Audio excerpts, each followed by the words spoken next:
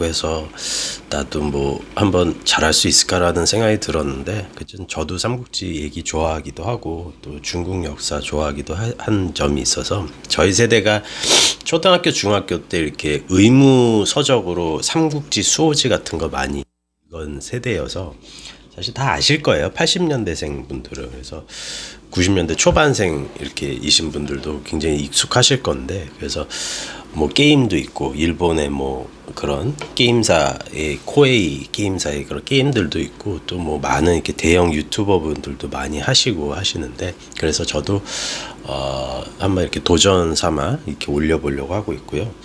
시간 연대기로 할 것 같지는 않아요. 뭐 동탁, 뭐 그다음에 동탁 토벌군 뭐 이렇게 하지 않고, 저는 이렇게 크게 한 인물 중심으로 한번 이렇게 나눠보고 싶어요. 그래서 뭐 첫 번째는 뭐 조조와 유비, 그리고 두 번째는 뭐 제갈량과 사마의, 제갈량과 뭐 주유, 그리고 강유와 뭐 등해, 뭐 사마의의 아들들, 그다음에 서진 왕조의 성립 과정, 이런 이야기를 좀 중심적으로 해보고 싶고, 사실 이제 하여튼 뭐 그렇게 해보고 싶고, 그리고 수호지 같은 경우도 생각을 하고 있거든요. 그래서 저도 수호지를 굉장히 재밌게 읽어가지고 두 소설을 재밌게 읽었어요. 그래서 근데 이제 아시겠지만은 그 삼국지 같은 경우는 이문열 작가님이 쓰신 그 이문열 선생님의 평역 삼국지가 굉장히 유명하고, 그리고 수호지 같은 경우는 역시 이문열 선생님이 이렇게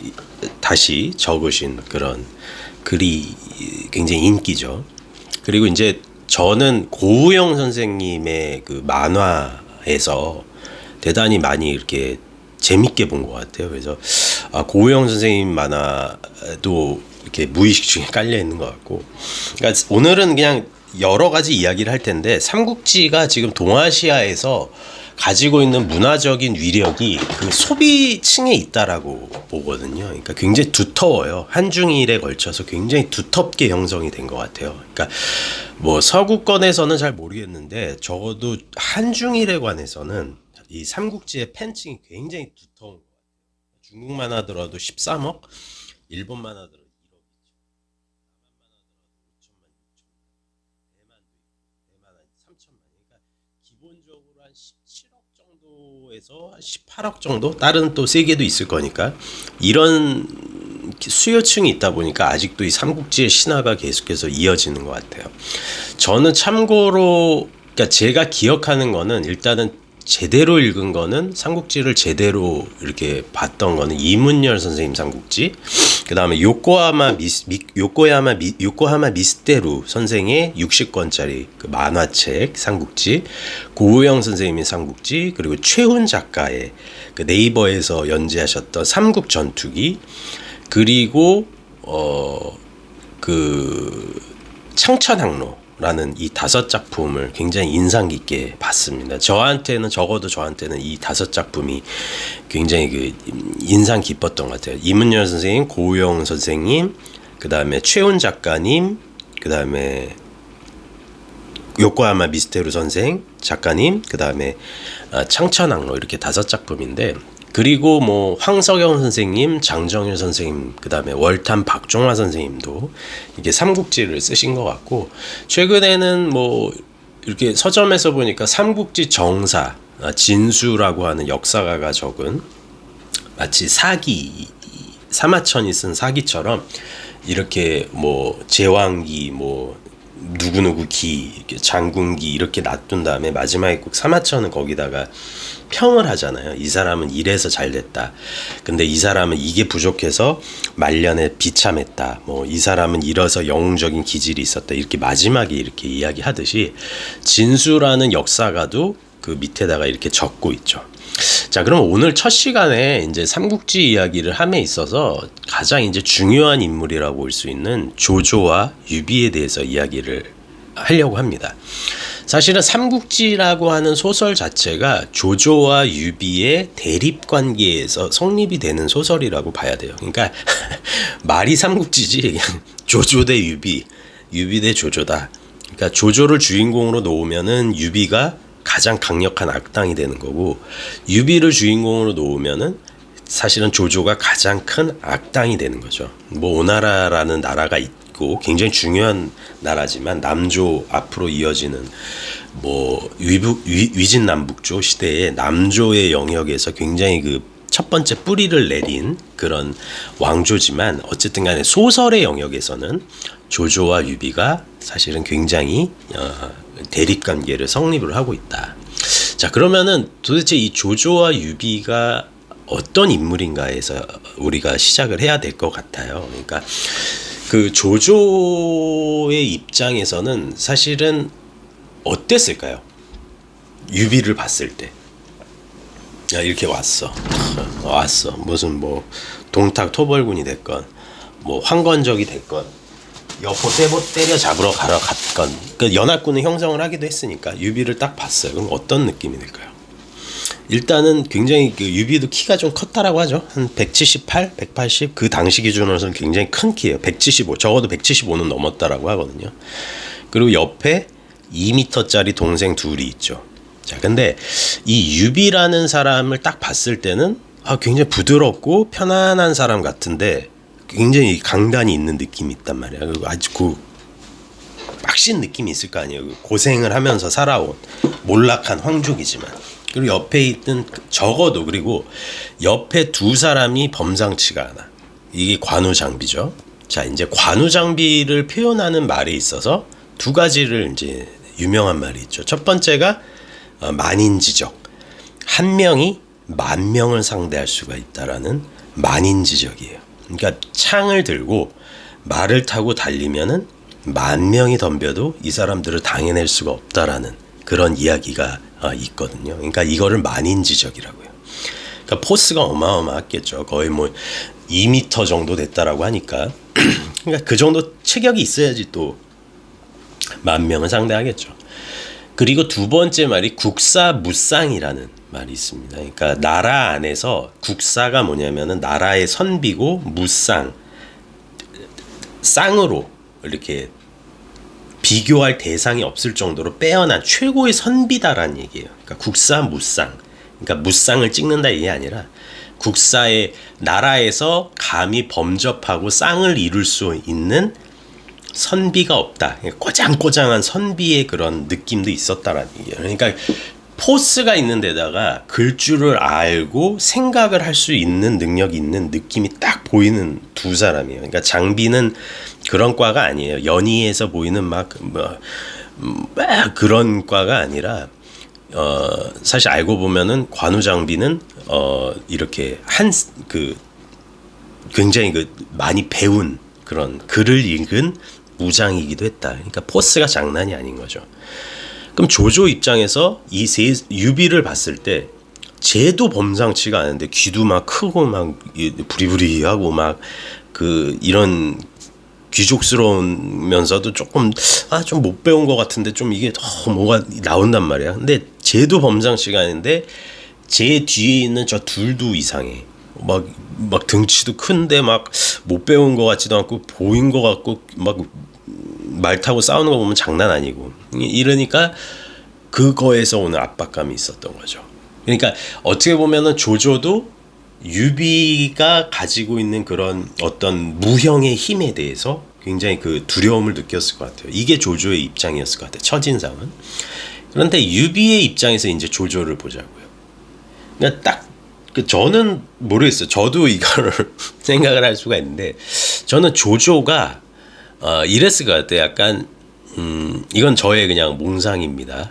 저의 그냥 픽션, 뇌픽션. 약간 대부 2편에 그러니까 마이클 꼴리오네 약간 그런데 경박스러운 마이클 꼴리오네 플러스 약간 그 스카페이스의 그 토니 몬타나 그러니까 알파치노 느낌의 조금 했다라고 하거든요. 한 160, 165 사이에 왔다 갔다 했다라는 걸로 알고 있는데 조조는 그러니까 알파치노 같은 느낌의 그 아주 근데 그 마이클 꼴리오네의 그런 것만 있는 게 아니라 토니 몬타나, 브라이언 드팔마 감독의 뭐 스카페이스의 그런 토니 몬타나처럼 경박스러운 것도 이런 것도 있었던 걸로 보이는 것 같아요. 그러니까 포스가 장난이 아니었을 것 같아요. 조조는 유비처럼 그러고 그리고 유비가 이렇게 쓱 보기에 일단은 뭐 여포 토벌전이나 뭐 이런 데서 많이 봤을 거잖아요. 그 조조의 부하 장수도. 근데 자기가 보기에 제 생각은 이래요. 내 동생 둘만큼의 인물은 없어. 적어도 무장 측에서는. 그러니까 이 힘쓰는 군인 측에서는 관우장비급은 없어. 유비도 사람을 잘 봤으니까. 내 동생 2명이 슈퍼 S급이면 SS급이면 조조 제 밑에는 내 동생급의 무장은 없어. 내 동생 둘이 다 이겨. 쟤네. 근데 나는 2명. 근데 조조 밑에는 한 SS급은 아닌데 A급들이 10명 있는 거야. 쭉. 그런 느낌. 그리고 내 동생 둘은 정말 내가 봐도 내 부하지만 이 나라에서 이 온 중국에서 제일 빼어난 장수라는 건 알겠어. 근데 얘네는 나랑 이렇게 군주 신하기도 하지만은 약간 형 동생이어서 좀 우리는 좀 그런 위계나 이런 게 자유로워. 근데 쟤네는 딱 보면은 조조 쪽은 딱 보면은 뭔가 딱 서열이 탁탁탁탁 잡혀져 있는 체계가 보이는 거야. 저는 그렇게 생각을 하거든요. 유비가 조조를 봤을 때.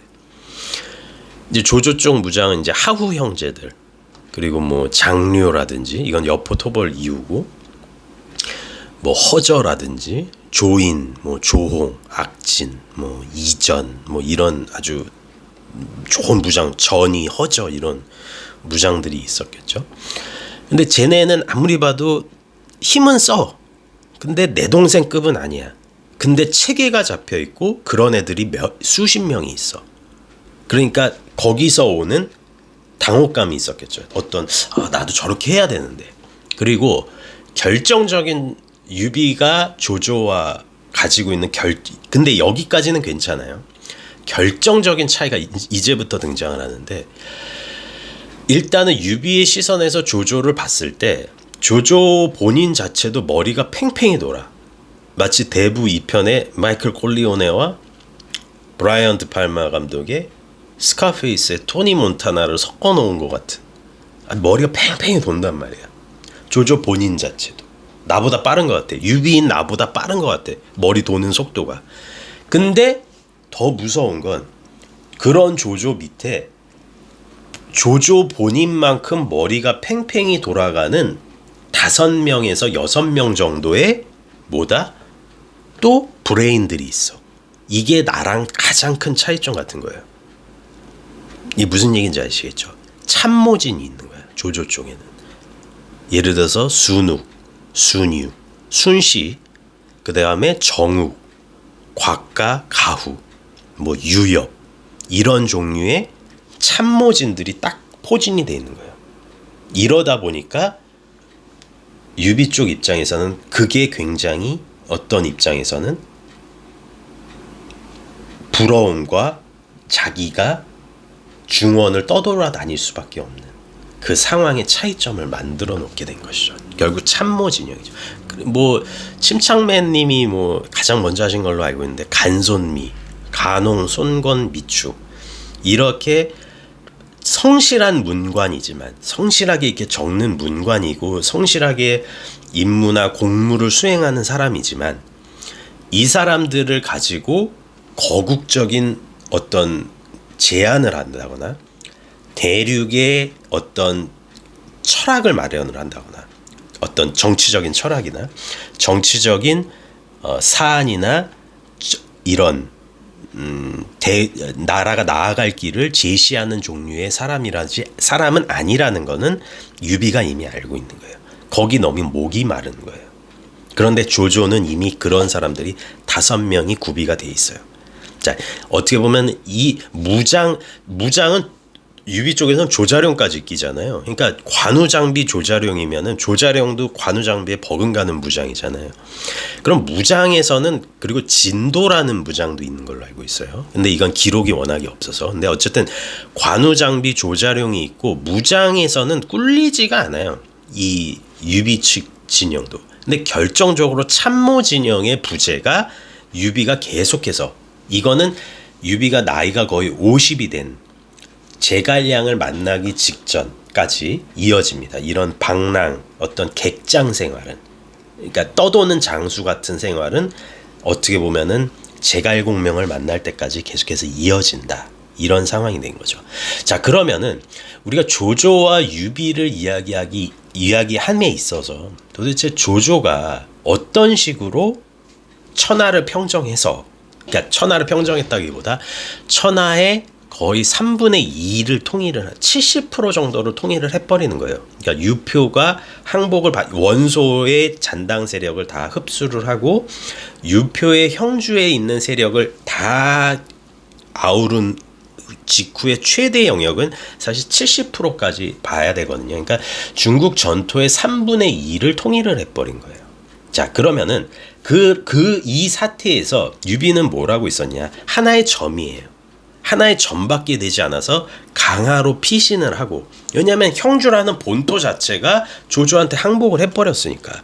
자, 이 사태에 있어서 조조한테 항복을 하고 나서 결과적으로 유비가 강화에서 손권과 연합군을 맺는 과정까지가 적벽대전이거든요. 그러면은 결과적으로 이 사태에 있어서 조조의 성공기를 우리는 다시 한번 생각을 해볼 수밖에 없다는 거예요. 그러니까 저는 조조의 기질이 뭐다 이렇게도 이야기를 하겠죠. 뭐 벌써 했죠. 마이크 콜리오네다, 브라이언 드팔만, 토니 몬타나다. 자, 이 사람인데 조조가 가장 어떻게 보면은 대륙을 70% 정도 평정을 할 수 있던 가장 큰 원인은, 저는 이 5명의 아까 말씀드렸던 유협은 조금 제껴놓고 좀 세대가 어리니까 이 5명의 책사라고 보는데, 순욱, 순유, 정욱, 곽과 가후, 이 5명이라고 봐요. 자, 일단 순욱, 그러니까 유비는 전혀 없는 거야. 이 상황이 이런 사람이에요. 자, 순욱은 첫 번째로 조조가 조조일 수 있게 해준 사람이에요.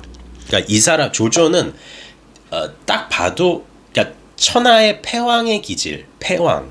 그러니까 패왕이 뭐냐면 이제 항우가 쓴 말이니까 잘 아시겠지만 춘추 5패와 왕은 아니지만 제후의 입장으로서 거의 왕을 모시면서, 천자를 모시면서 다른 제후들을 평정하는 거를 패라고 해요. 춘추 5패. 그래서 이걸 패자라고 하는데, 패권을 잡는다 할 때 패자. 그리고 왕은 이제 3왕일 거예요. 그래서 이제 패왕을 섞어서 항우라는 아주 굉장한 서초의 왕이 있었죠. 유방과 이렇게 패권 다툼을 한.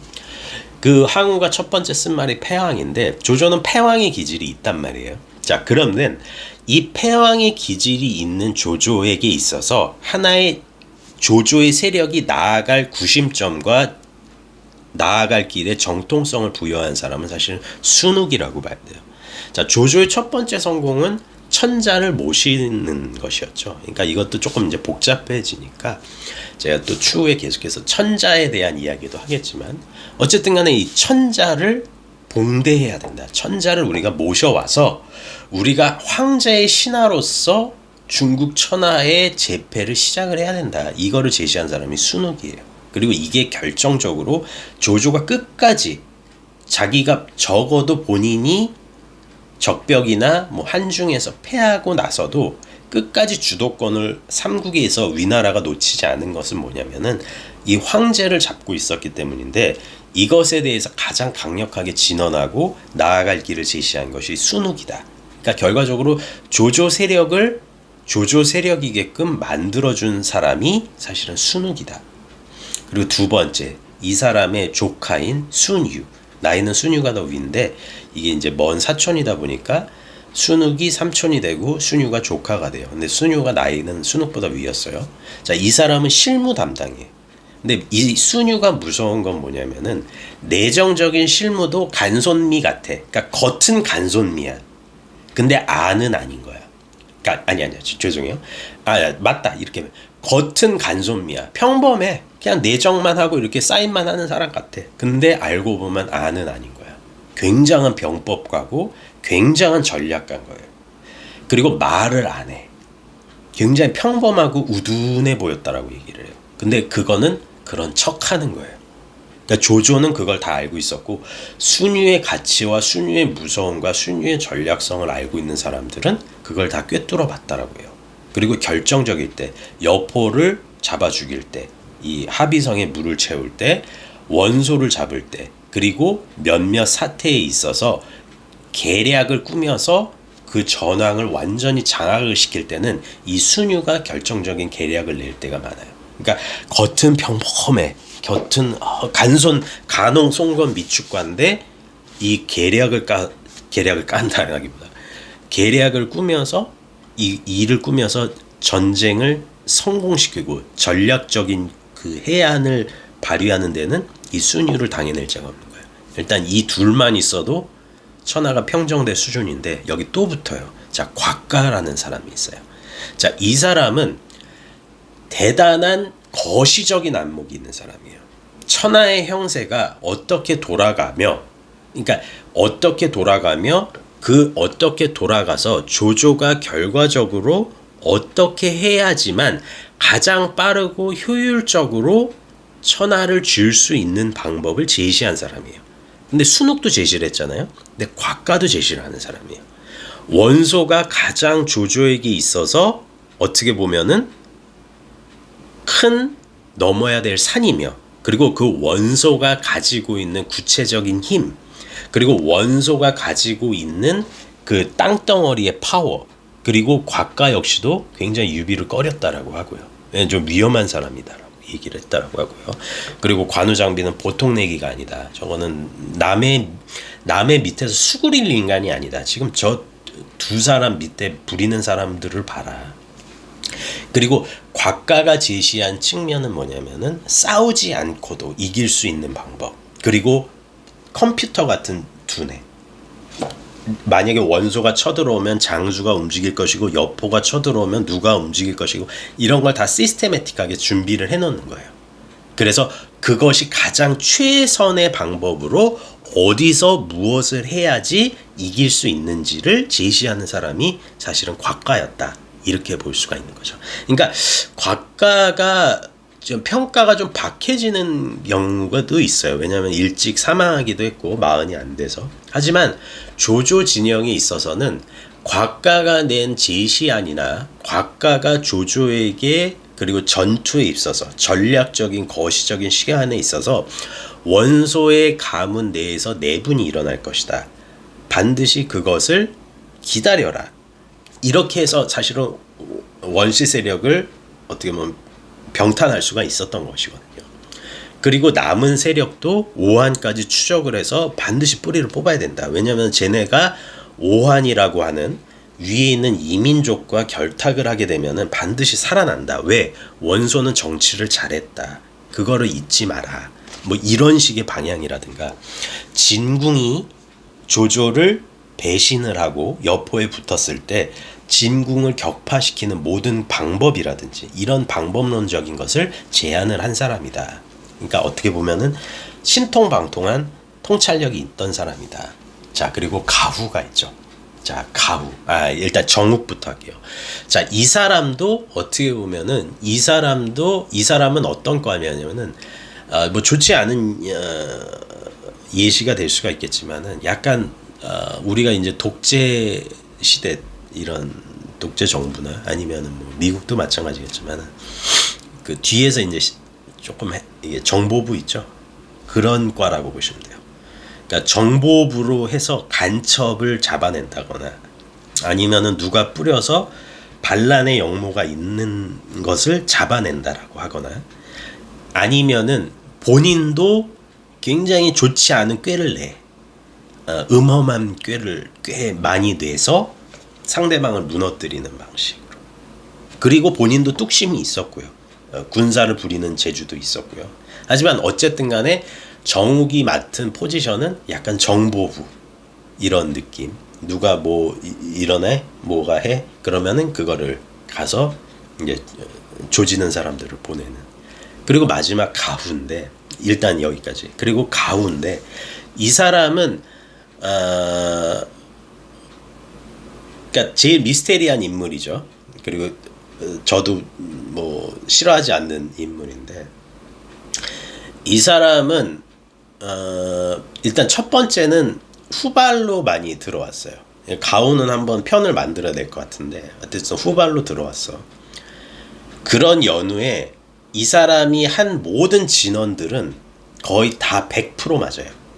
그리고 나이도 77살까지 살았고, 그러니까 그리고 이 사람이 진언을 했는데 만약에 조조의 아들인 조비가 안 들었어요. 그 얘기를 안 들었어. 그러면은 가우 얘기를 안 들어서 진 거예요. 그러니까 이 정도의 거의 점쟁이 수준의 예측력을 보여주는 사람이에요.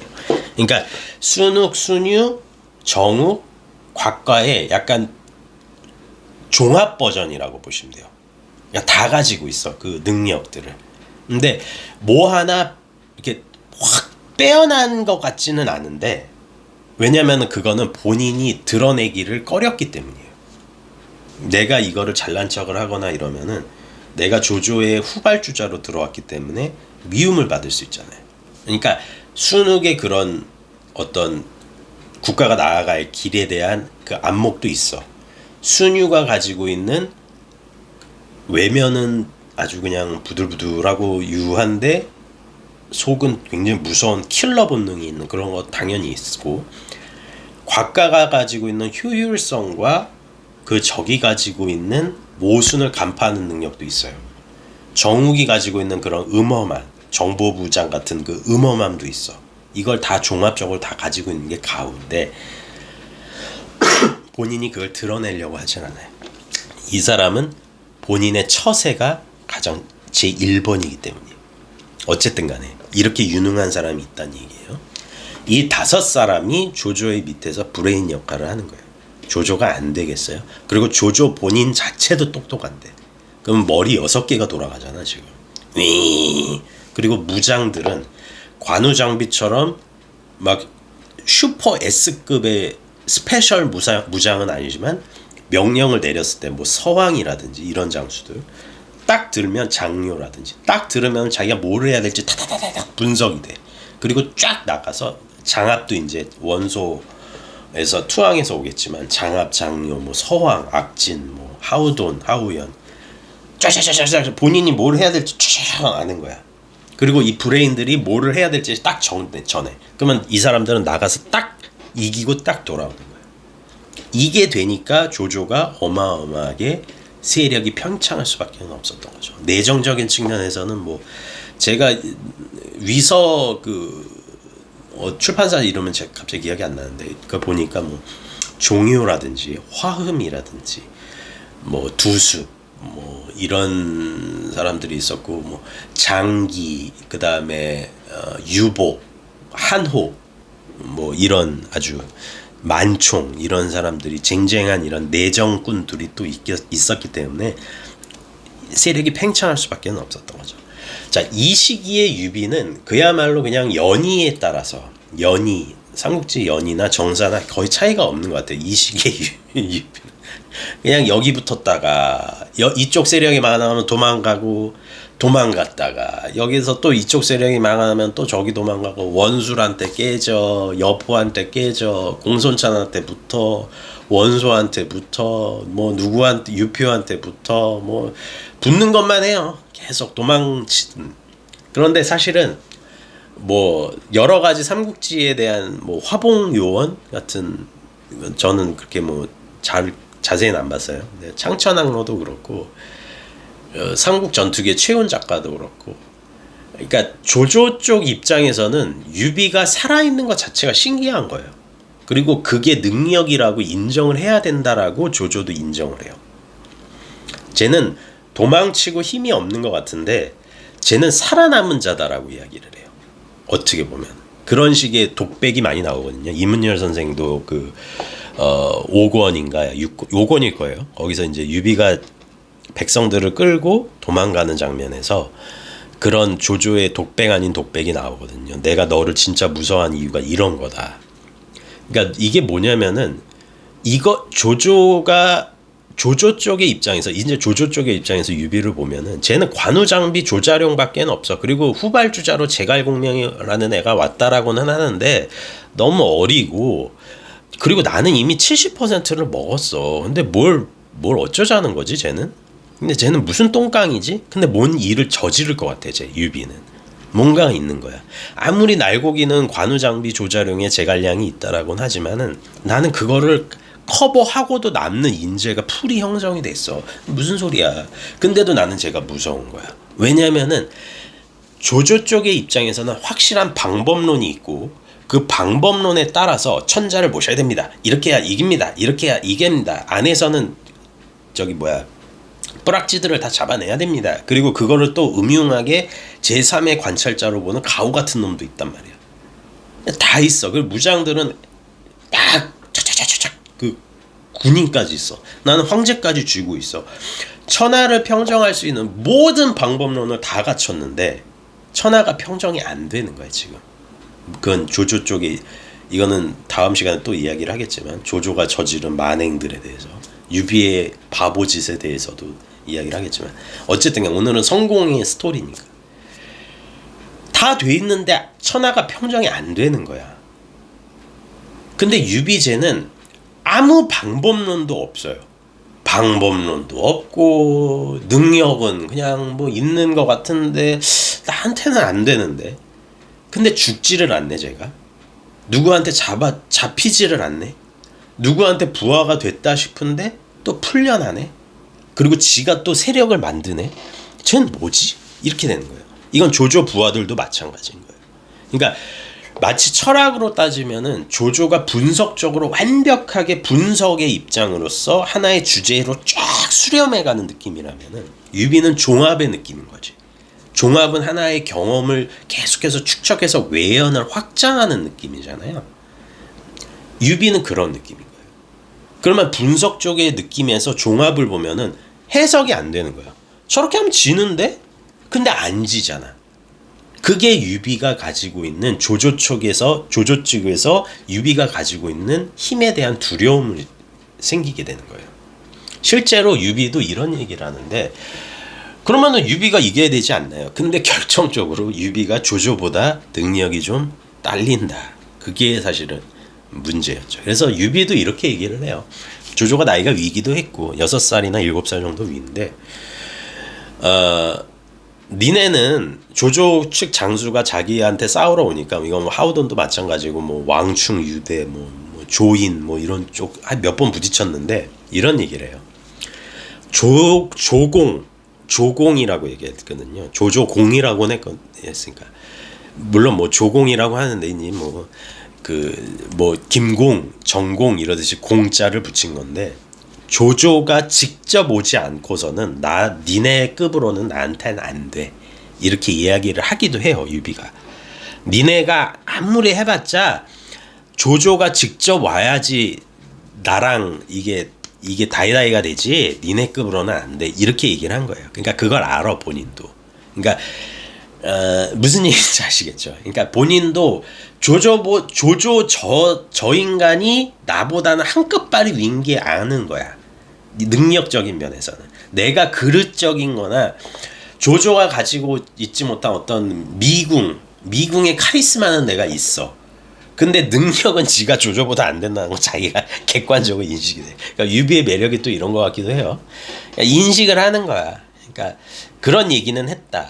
근데 어쨌든 간에 조조 역시도 유비를 보고 당혹스러운 거는 저는 분명히 있었을 거라고 생각을 해요. 왜? 이 사람이 가지고 있는 그 알 수 없는 생명력, 그 알 수 없는 그 힘, 사람을 끌어당기는 힘, 그리고 방법론에서 실패하는 방법론만 쓰는데 결국에는 본인의 목적의 방향으로 가게 하는 뚝심, 그리고 운명의 힘이나 이런 것을 거스르지 않는 어떤 지혜로운 아주 똑똑한 지혜로운 사람의 그런 행보, 이런 게 보이는 거야. 겉은 굉장히 패배자고 루저인데. 그러니까 이런 게 사실은 조조와 유비의 양면성이었다. 자, 그럼 오늘은 번외로 딱 하나만 더 이야기를 하고 끝을 낼게요. 결과적으로 삼국지가 일어날 수가 있는 것은 뭐냐면 제가 이게 이런 생각이 들어요.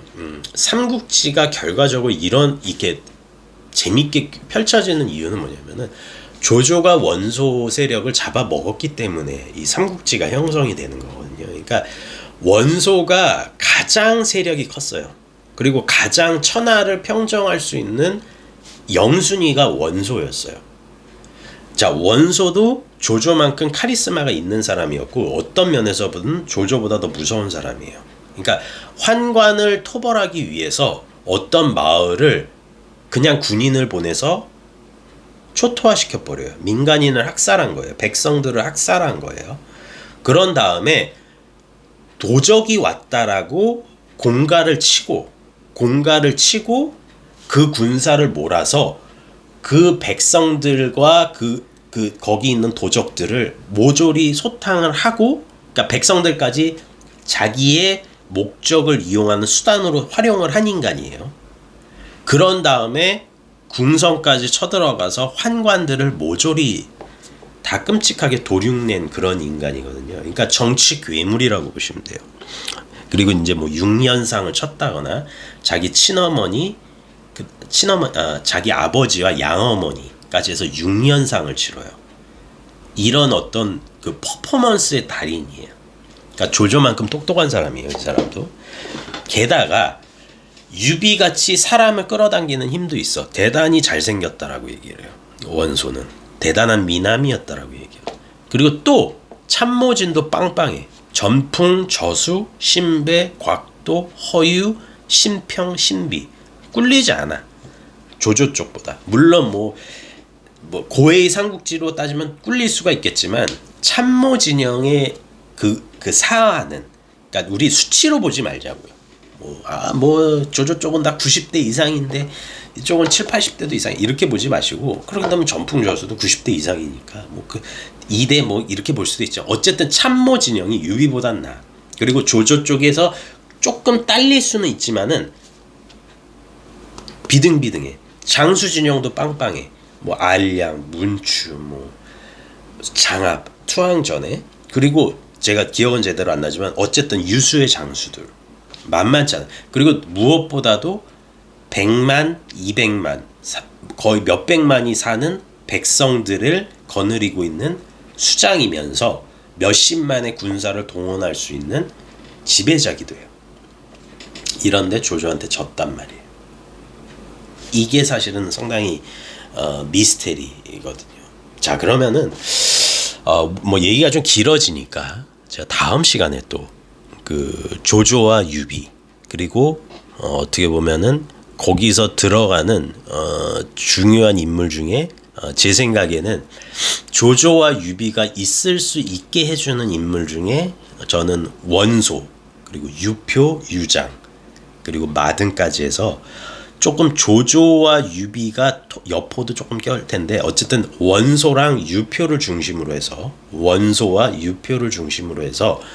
조조와 유비가 어떻게 본인의 세력권을 형성할 수 있는지에 대한 이야기를 조금 더 깊게 이야기를 해보고 싶습니다. 글쎄요, 저는 이 시리즈를 조금 애정으로 시작을 할 생각이거든요. 그래서 저도 삼국지를 굉장히 좋아하기도 하고, 그래서 한번 이렇게 꾸준히 한번 진행을 해볼 생각입니다. 오늘은 첫 번째 시간 삼국지 조조와 유비 이야기를 해봤습니다. 원소 이야기는 다음 시간에 이야기를 드리도록 하겠습니다. 네, 감사하고 많은 관심 부탁드립니다. 네, 고맙습니다.